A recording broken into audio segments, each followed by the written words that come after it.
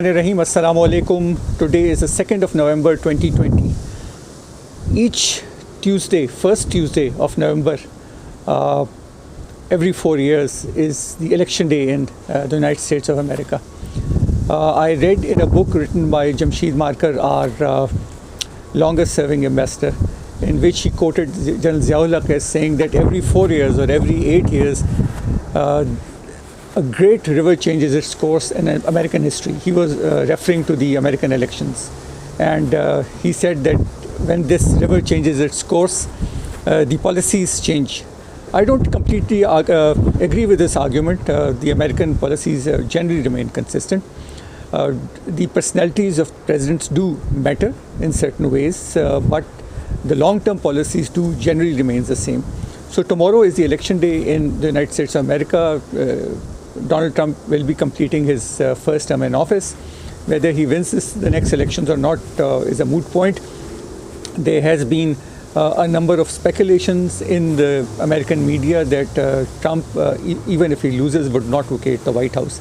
Well, that is something that the Americans have to contend with, the after effects of the elections. More important for Pakistan is that what would be the shape of American foreign policy in case Biden gets elected. In my personal opinion, there will be no major change in American foreign policy. America is about to leave Afghanistan. It will leave Afghanistan.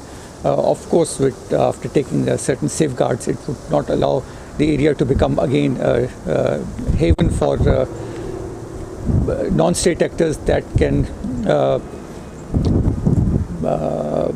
work against the United States of America at their whims and fancies. So they will take all precautions to that effect. So Afghan policy, they will leave Afghanistan after leaving some residual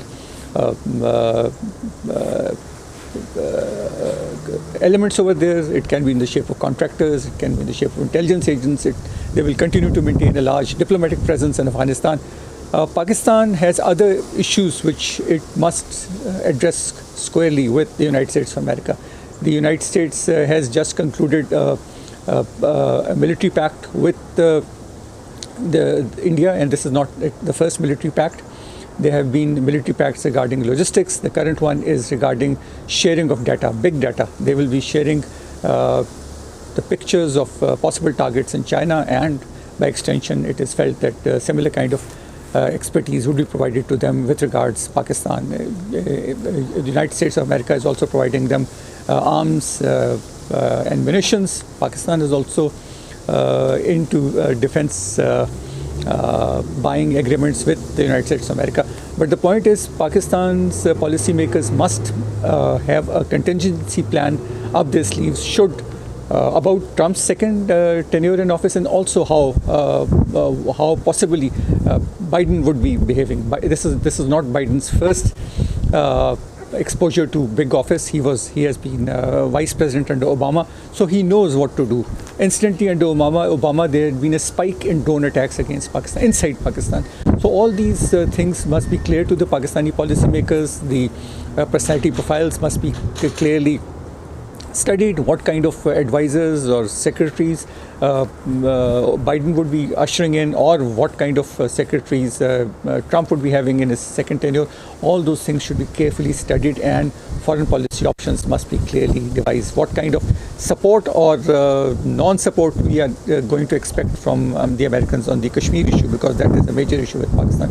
FATF, all those things must be kept in perspective, and the future foreign policy should be clearly crafted. Thank you very much.